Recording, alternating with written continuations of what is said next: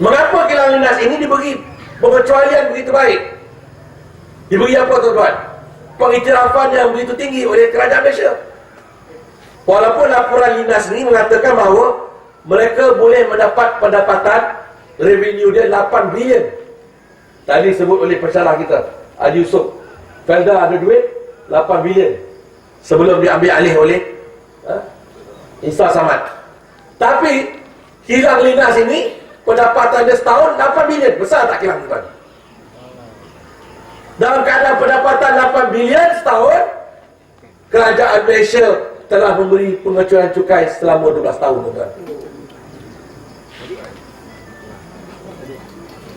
Apa pasal kerajaan Malaysia baik sangat tuan? Sampai 12 tahun dia boleh bagi.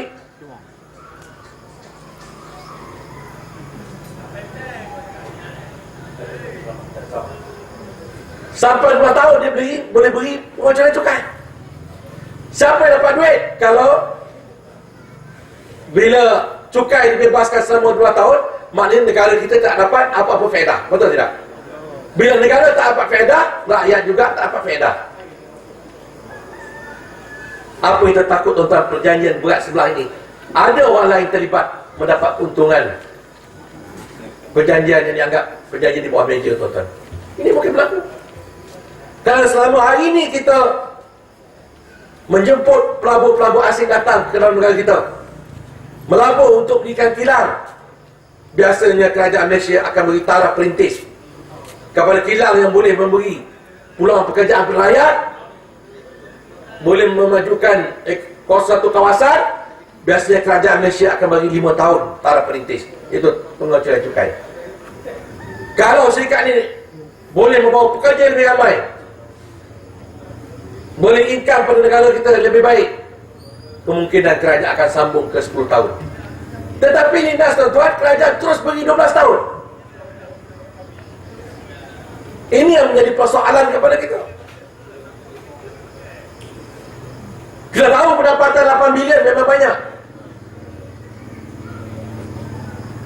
Kalau benar kilang lintas ini boleh mendapat pendapatan 8 bilion, dan saya yakin dia boleh mencapai 8 bilion, mengapa kerajaan Australia tak mau buat di negeri dia?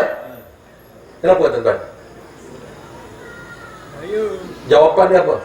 Jawapan dia, bila Perdana Menteri Australia sebut merasmikan gelombang kilang gelombang rare earth ini di Monwealth tuan-tuan, dia sebut apa? Dia kata kita membina kilang rare earth ini di luar negara kerana kita tak mahu, dia kata, negara Australia dicemari dengan bahan-bahan sisa yang berbahaya. Itu kenyataan Perdana Menteri Australia. Yang kerajaan Malaysia semua benar kata tak bahaya. Silakan dipanggil makcik-makcik di kawasan Balok, dia berkawasan ahli-ahli UMNO situ, ketua-ketua cawangan UMNO, dia panggil JKK, pergi masuk kilang, pegang tanah jarang ni. Ini nama tanah jarang ni, pegang dari bumi ni. Takkan makcik tak ada apa-apa pun, tak bocor pun tangan makcik, tak meletup pun tangan makcik, dia kata. Memang tak meletup tuan-tuan. Bom letak kat tangan saya takkan pecah ataupun hancur kalau dia tak meletup. Betul tak? Peluru dekat tangan saya, kalau saya letak, tidak membahayakan saya selagi dia tidak meletup. Tapi tuan-tuan, kalau bom meletup, hancurlah tangan kita. Kilang nuklear pun, ni bukan kilang nuklear, ya, loji nuklear, tidak berbahaya kalau dia tidak meletup. Tetapi bila dia meletup, bocor, yang berlaku di Jepun, di Fukushima tuan-tuan, dia berbahaya tak kepada rakyat Jepun? Bahaya. Malahan juga berbahaya kepada negeri-negeri yang berjiran dengan Jepun.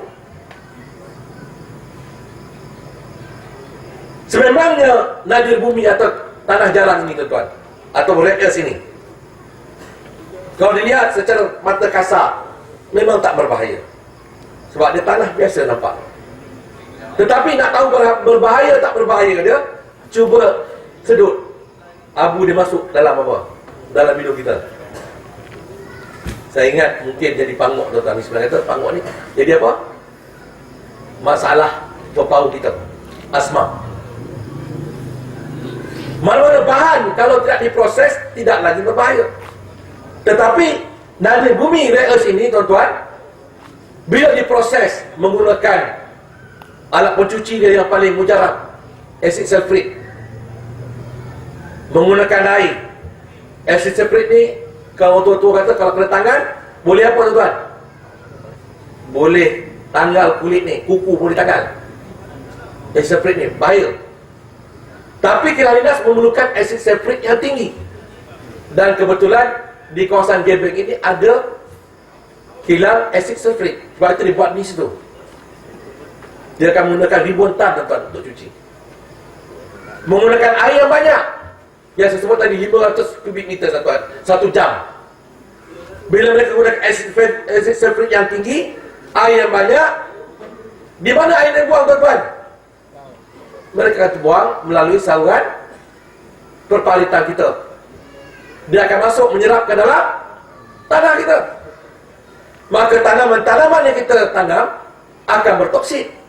Maka air yang sampai ke Sungai Balok akan menyebabkan ikan-ikan akan mati. Bila mereka nak bersihkan lagi supaya jadi alat barang yang lain lebih untuk keperluan lain tuan-tuan. Sebab Mahathir kata tak berbak. Kilang linas ni kata akan mengeluarkan bateri, dia kata. Dan alat-alat telefon, skrin telefon, dia berfaedah kepada kita, berguna untuk rakyat. Betul, saya tak nafikan. Yang kita nafikan hari ini tuan-tuan, proses penghilangan linas tadi yang menggunakan air yang banyak, menggunakan asid sulfuric yang tinggi, dan mereka nak bersihkan, nak jadikan bahan lain, mereka juga memerlukan pembakaran yang tinggi. Bermaknanya pencemaran akan berlaku di tanah, akan berlaku di kawasan perairan Sungai Balok. Dan bila mereka buat pembakaran tinggi, maka mereka mesti lepaskan asap tuan-tuan. Bila mereka lepaskan asap udara, asap itu mengandungi gas tuan-tuan, gas dan radioaktif, bahan-bahan radioaktif. Dan hari ini kita sebut kepada kerajaan dulu, kepada MITI. Dia kata bahan sisa ini mengandungi bahan radioaktif berbahaya. MITI memperakui.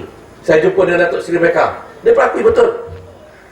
Saya kata kalau sudah tahu benda ini berbahaya, kenapa kita letak dekat Gebeng, kawasan yang rendah? Apa kata Ketua Suisa Kementerian Perdagangan Antarabangsa? Dia kata kita masih mengkaji di mana tempat sisa ini kita nak simpan. Bahan dah masuk, tapi masih mengkaji tuan-tuan, mana simpan. Saya kata apa akan berlaku bahan sisa ini kalau berlaku kebanjiran banjir berlaku di Gebeng, apa akan berlaku? Siapa yang akan menerima padang? Jawab oleh Datuk Raja Aziz masa itu tuan-tuan, pertemuan saya dengan dia di pejabat MITI tuan-tuan. Dia jawab apa? Dia kata kita tengah mengkaji supaya bahan-bahan sisa ini akan kita buat bahan-bahan yang lain. Dan bahan sisa ini kita akan buat kajian sebab boleh manfaat yang lebih besar pada industri yang lain kita. Itu diberitahu kepada kami. Tapi sehingga hari ini tuan-tuan, linas masuk 2005 dalam negara kita. Sekarang dah 2013. Bermakna berapa tahun tuan-tuan? 8 tahun. Betul? 8 tahun. Yang dikatakan bahan sisa ini boleh dibuat bahan-bahan lain. Sehingga hari ini linas ataupun lembaga pelaksana nuklear hari ini gagal membuktikan kepada kita bahan sisa ini untuk diproses berbandai. Tidak berjaya tuan-tuan sehingga hari ini. Bila kita sebut begitu, saya pun beri satu kenyataan, pergi jumpa baru ni. Baru 2 bulan lepas saya pergi jumpa dengan Timbalan Ketua Setiausaha Kementerian. Saya jumpa Datuk Mustafa Mohamed. Kerana dulu Datuk Mustafa Mohamed berjanji dan 5 menteri berjanji, sekiranya kilang linas ini gagal untuk menguruskan sisa dia, tak ada tempat, dan gagal untuk manfaatkan sisa ini kepada bahan lain, dia kata kita akan tarik balik lesen TOL dia, lesen lulusan sementara. Bila keluar kenyataan macam tu, tuan-tuan, apa kata CEO Linas? Dia jawab, dia kata, kita tak boleh hantar sisa ni keluar negara kerana ada Convention PBB yang mengatakan mana-mana bahan sisa yang berbahaya, yang boleh mudaratkan manusia, alam sekitar pun, ataupun memudaratkan makhluk dalam bumi ni, mana bahan sisa berbahaya ni yang bertoksik, berkimia, mengandung radioaktif, tidak boleh dibawa keluar daripada negara ke negara lain, tuan-tuan. Jadi jelas pada kita, 5 menteri tadi telah diperbodohkan oleh Linas, betul tidak? CEO Linas boleh kata ada perjanjian PBB, ataupun menteri kita ni saja buat tak tahu. Takkan mereka tak tahu bahawa PBB dah buat keputusan macam tu? Sebagai seorang menteri, dia mesti tahu. Yang menjaga soal kepentingan rakyat mesti tahu ada syarat-syarat tertentu yang telah diputuskan oleh PBB. Bila saya cakap macam tu, Datuk Mustafa Ahmad tak berani turun. Dia hantar timbalan ketua ke timbalan ketua Kementerian Perdagangan Antarabangsa. Saya pergi Datuk Rahman Maidin tu dengan PSM dan NGO-NGO Society Hijau. Tak berani jumpa. Timbalan ketua Kementerian Perdagangan Antarabangsa pun tak boleh jawab. Menggigil, tuan. Saya kata kesian pegawai kerajaan sekarang ni. Walaupun bertaraf timbalan ketua usaha, pakai kereta mewah, tapi bila berhadapan masalah macam tuan, hilang dia punya credibility dah, hilang dia punya apa? Keupayaan diri dia hilang bila berhadapan dengan kita. Sebab apa? Sebab mereka dikongkong hari ini, tuan. Mereka dikongkong. Ini yang berlaku hari ini.